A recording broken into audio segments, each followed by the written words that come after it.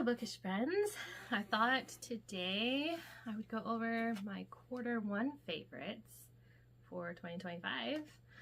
Hard to believe we're already a quarter of the way through the year. I have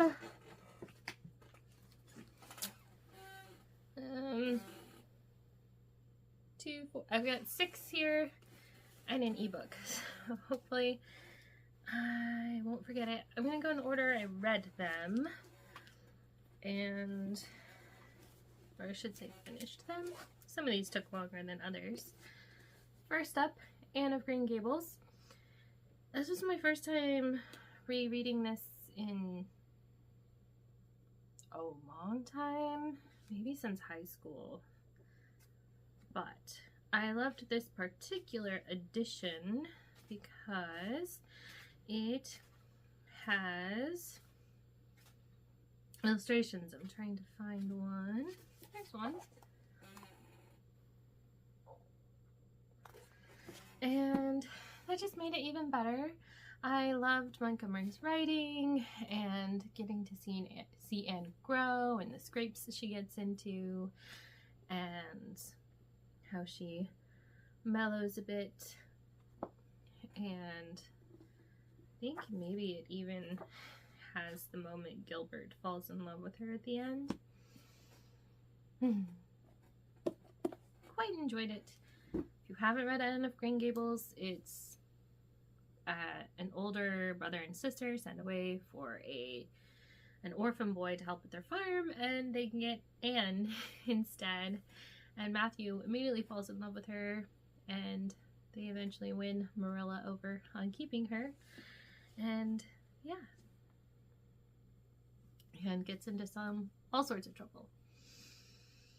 This one did not get 5 stars, but I just enjoyed my reading experience so much. This is Thoroughfare by Christopher Morley. We follow Geoffrey as he goes from an 8-year-old living in England, and his uncle takes him and his aunt, who's the sister of the uncle, to America. And so it talks about getting ready for moving there. There's a big chunk of the time on the ship, and then Geoffrey ages to finishing university or college at the end. And there are a couple things that made it more like 4.5 versus 5 stars, but I buddy read this with my friend Tona, and it was fun emailing back and forth. She noticed things I didn't, and I noticed things she didn't, and it just really enhanced the reading experience for me, and that just makes it one of my favorite books of the year. Here's my non-fiction on this deck, End of the Sphere by Steve Saint. My children and I, especially my boys, were interested in the stories around the 5 missionaries who were martyred in Ecuador. And Steve, his father, Nate Saint, was one of the 5 missionaries killed, and then his aunt Rachel ended up being one of the first missionaries to actually live among the Waorani.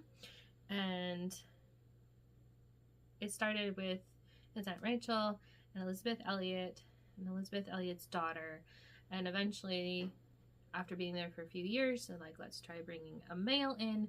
So they had Steve come because he was a child, and they thought that would be less threatening for the tribe who historically speared outsiders and especially men. And I just thought it was fascinating. He kind of skips around between his childhood and then when his aunt dies, the Waorani ask him to come help them adjust to the outside world because it has creeped in, and they don't know how to count, they don't know how to do math, they don't know how to have an economy, and he does his best to set them up with that without coming in and just taking things over. He wanted them to be able to continue independently. And The Mythmakers. This book is so beautiful, not just the artwork in it. It's an illustrated novel, little bits of graphic novel parts, but then there's, you know, full text that has little illustrations with it. Even under the dust jacket is beautiful. And the end papers. And I thought John Hendricks did a fantastic job showing the background of C.S. Lewis and Tolkien and how they became fascinated by fantasy, and then their desire to want to write fantasy for adults is a bit of the foundation of their friendship. And then Tolkien helps Lewis to become a Christian, and then I think he handled the fallout between them very well. And yes, it's just a great book. Highly recommend it if you haven't read it already. And Mrs. Pollifax, Innocent Tourist. This is book 13 out of 14. Mrs. Pollifax,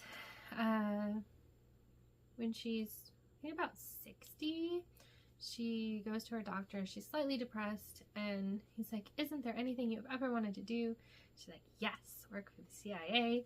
And she tries to get a job with the CIA, and they get her mixed up with someone else, but then they still end up using her as a courier, and that just sparked several adventures. This one has John Sebastian Farrell in it. He can be a bit heavy on the swearing, but I think this one wasn't as bad as some of the other ones. And Farrell has a friend who was in Iraq and wrote books that the Iraqi government did not like, and Farrell gets word that his friend has died imprisoned. Didn't say his name. I don't remember. Anyway, Farrell asks the CIA if he can borrow Mrs. Pollifax because he is supposed to be receiving a manuscript that is smuggled out of Iraq and into Jordan.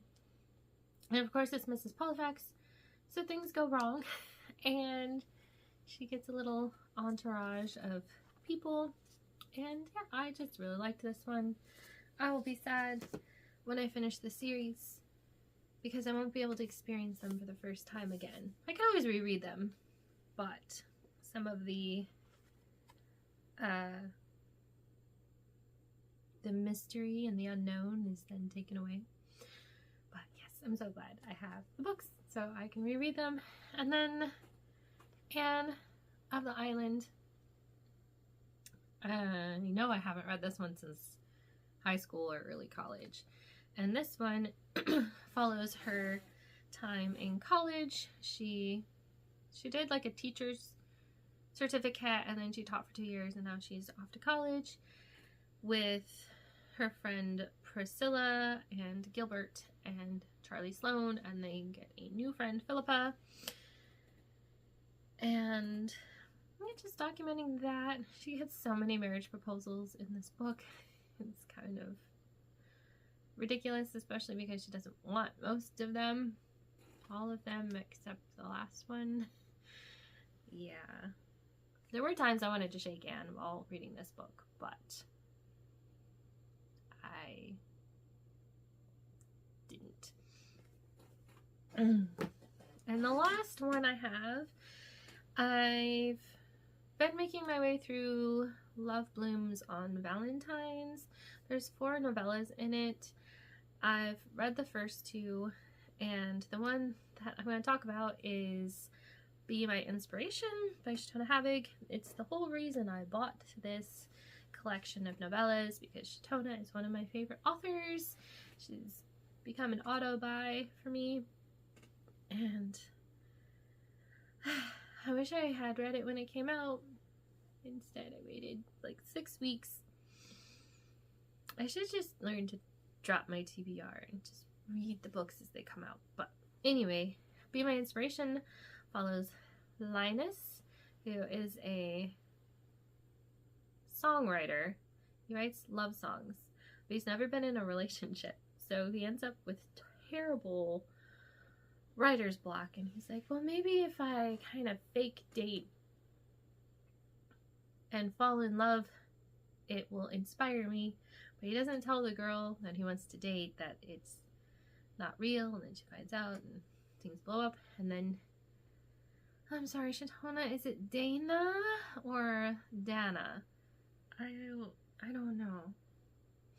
But she's a single mom raising the most adorable little girl.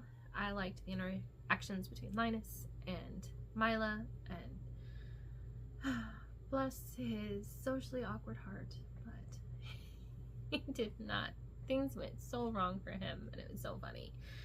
If you're looking for a good rom-com, I highly recommend it.